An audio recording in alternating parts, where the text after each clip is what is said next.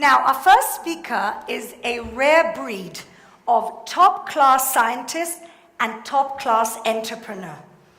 He has about 45 patents. He speaks in TEDs around the world. He is from the agricultural faculty, and in his spare time, because he has so much of it, he makes delicious wine. I am very proud to present Professor Oded Shoseyov.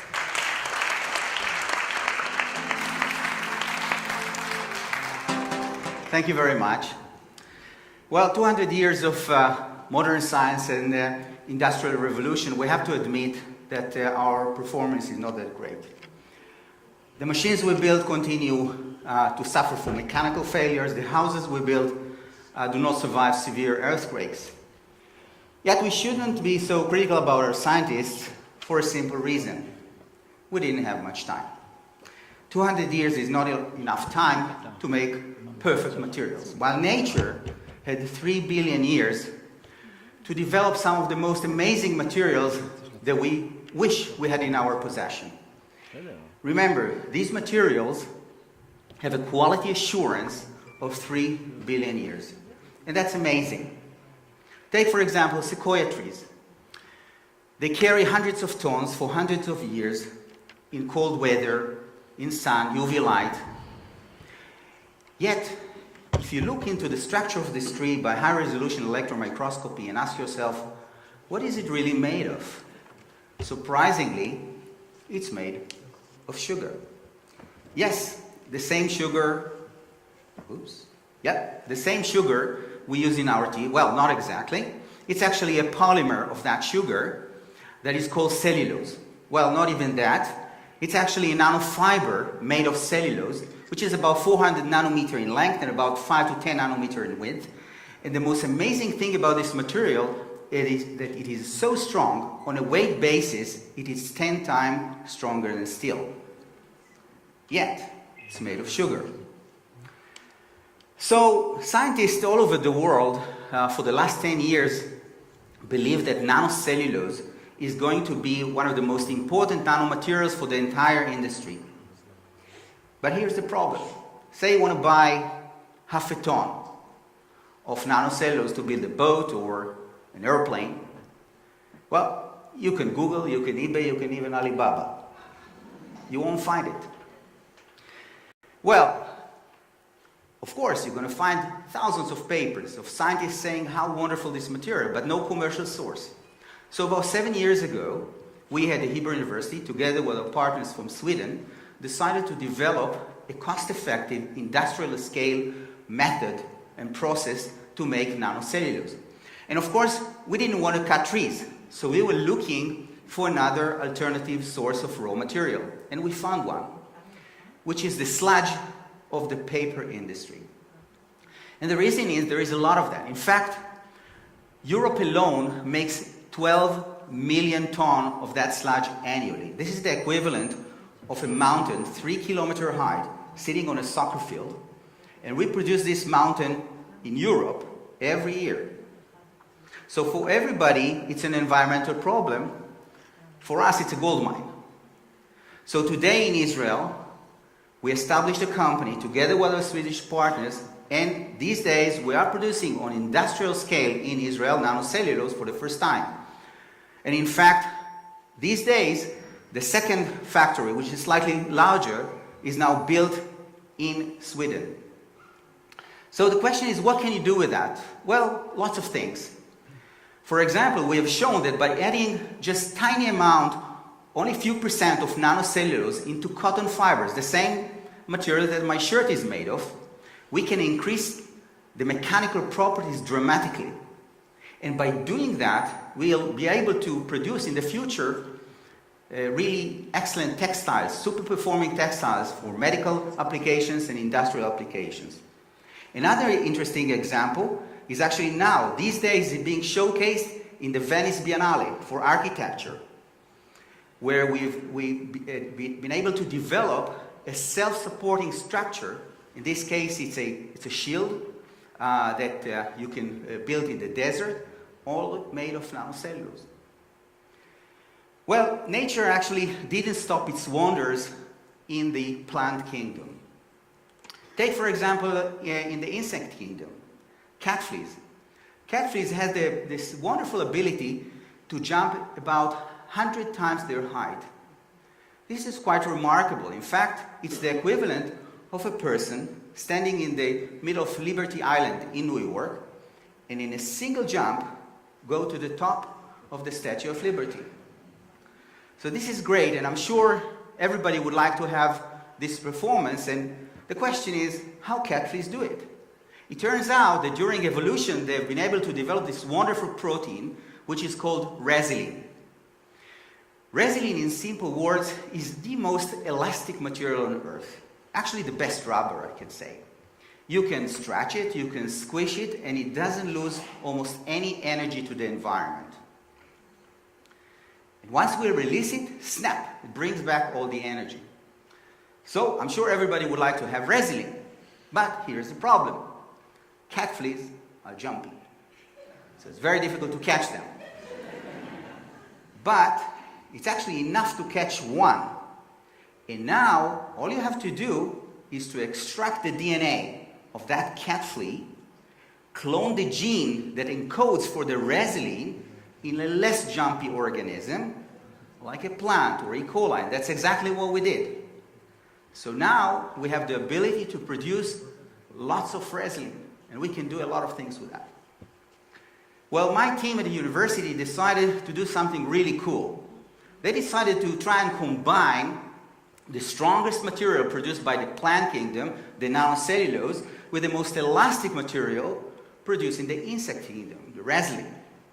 And the end result is quite amazing material, and in fact, enable us to make extremely strong films, which are tough, elastic, and transparent. So what can you do with that? A lot of things. You know, sport shoes, next generation sport shoes that will enable us to jump higher, run faster. And in fact, lots of other things, like, for example, touchscreens. Touchscreens that will be strong and will not break so easily as they often happen today. Well, our doctors continue to screw and glue medical implants made of synthetic materials in our body. And I'm going to say that this is not a good idea. Why? Because they fail. They fail just like this plastic fork, because it's not strong enough, but sometimes they are too strong, and in fact their mechanical properties do not really fit the surrounding tissues. But the reason is actually much more fundamental. The reason is that in nature, things are done totally differently. In nature, there is no one that takes my head and screw it into my neck, or take my skin and glue it onto my body. In nature, everything is self-assembled and developed.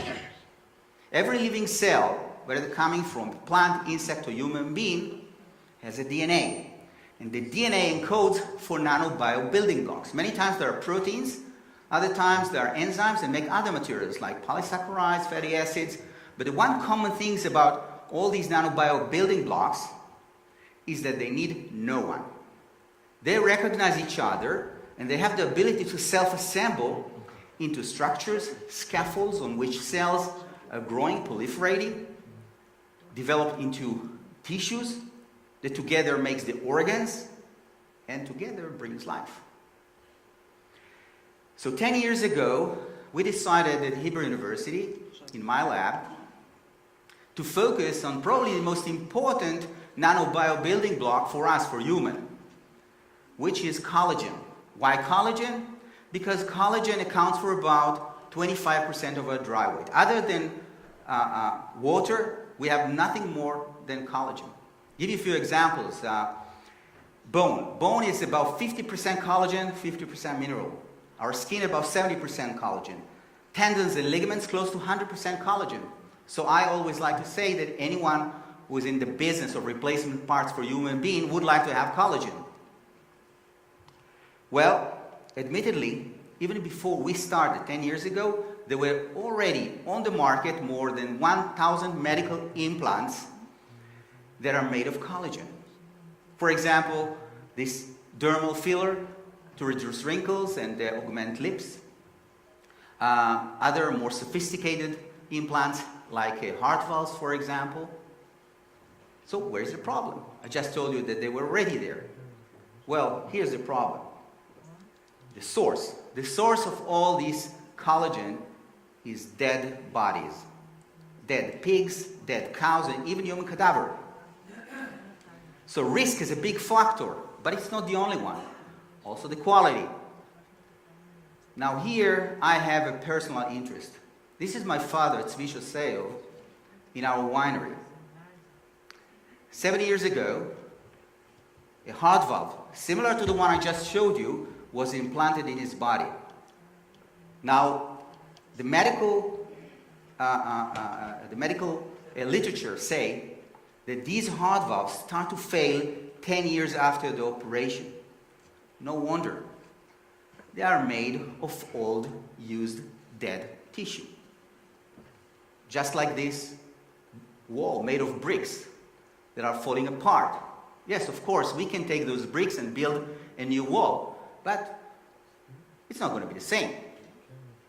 And in fact, the FDA in 2007 already made a notice and a warning asking the companies to start and look for better alternatives. And that's exactly what we did. We decided to clone all the 5 human genes that are responsible for making type 1 collagen in human into a plant, into a tobacco plant. So that's exactly what we did. We, in fact, isolated all the 5 human genes and cloned them into a single tobacco plant. Now you may ask me, why tobacco, a plant with such a bad reputation? Well, there are many reasons. First of all, tobacco do not, just like any other plant, do not transfer human pathogens. But in addition to that, it is not in the food and the feed chain. So it's much more safe to introduce human genes into that plant. And furthermore, we can grow it all year round. So we can supply the factory with fresh leaves with collagen, brand new collagen. So today in Israel, we have on a commercial scale 25,000 square meters of greenhouses all over the country. From the Golan Heights, in the Upper Galilee, in the middle of the country, in Hatzeva, in the Arava, and most recently, even in the Jordan Valley, where the farmers receive these small plantlets of tobacco that look exactly like a regular tobacco, except that they have 5 human genes, which are responsible for making type 1 collagen. We grow the plants for about 50 to 70 days, depending on the time of the year, harvest the leaves, and the leaves are then transported by cooling trucks to the factory to extract the brand new collagen. And the process goes like that. If you ever seen or ever made a pesto, it's essentially the same thing. You crush the leaves, you get the juice with the collagen, concentrated protein. The protein is then transported into clean rooms where we do the final purification, from which we make different medical implants. And in fact, today, we have already one product that is already on the market, approved in Europe, which is a flowable gel for diabetic foot ulcer. And we are also developing other products like bone void filler, another product which is now actually for tendon repair, for tendonitis, which is in the middle of clinical trials in 3 centers in Israel, including Hadassah. So, guys, I'm not talking about science fiction. This is happening today. In fact, more recently, we've been able to extrude, using textile methods, collagen fibers which are 6 times stronger than Achilles tendon. So together with our collaborators from Ireland, we decided to do something really cool. Remember the resin? We decided to combine now the resin from the insect with the collagen fibers. And the result is amazing. In fact, we've been able to make a super collagen fiber with only 5% resin that is about 380% more tough and 300% more elastic. So oddly enough, in the future, when we will make artificial tendons and ligaments from that material, the patient that will receive that implant will have better performance after the surgery than he had before the injury. So what's for the future? We believe that in the future we'll be able to produce all the different nanobio building blocks that nature provided to us, like collagen, resin, nanocellulose, and many others. That will enable us to make better machines, and even heart. Now, this heart is not going to be the same as we can get from a donor. It will be better. It will perform better and will last longer. And I'm going to summarize by quoting a good friend of mine, Zion Suleiman, who once told me this smart sentence. He said, if you want a new idea, you should open an old book. And I'm going to say that the book was written. The book was written over 3 billion years of evolution. And the text is the DNA of life. We don't have to reinvent the wheel. All we have to do is read that text and embrace nature's gift to us. Thank you.